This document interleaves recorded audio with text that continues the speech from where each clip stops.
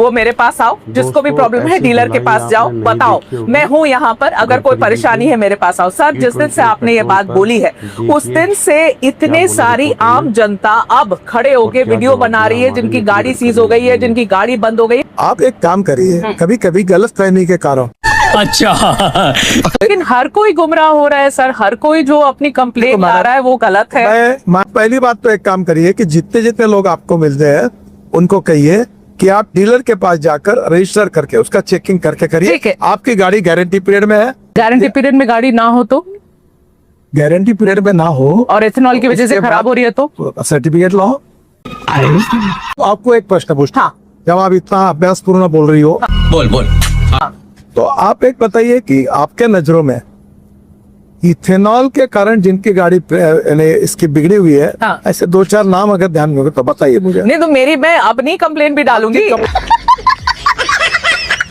Complaint में तो अभी तक आपने गई नहीं डीलर के पास। नहीं तो अब डीलर के पास जाने के अब बाद मुझे ही आऊंगी बताइए, आपके आपकी पास में। तबीयत खराब हो गई, हाँ।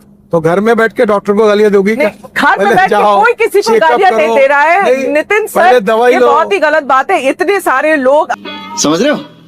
ARAI की रिपोर्ट जो लीक हुई है उस रिपोर्ट में ये बात, दो तीन बात मानी गई हैं कि जो फ्यूल पंप है, जो रबर के पार्ट्स हैं, उनमें खराबी आ सकती है अगर आप E20 एथेनॉल यूज करते हैं, जो कि E10 कंप्लायंट इंजन है उसमें।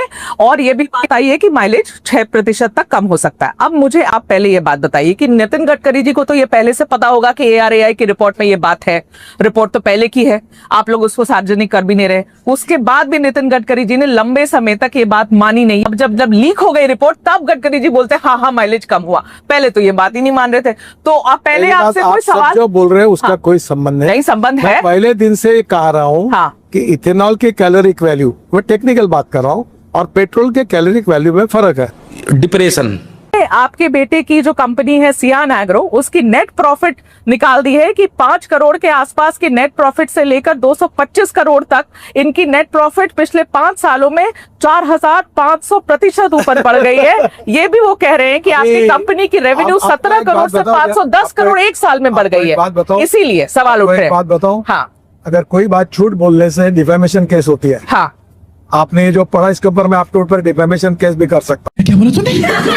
तो ये आंकड़े गलत है, 100% गलत है। फॉरेन एक्सचेंज में लगभग 1.5 लाख करोड़ रुपए की कमी आई है। आप लोग ने जो एथेनॉल ब्लेंड किया उसकी वजह से 1.5 लाख करोड़ बचे हैं देश के। तो सर इसके बावजूद भी पेट्रोल के दाम कम क्यों नहीं हुए?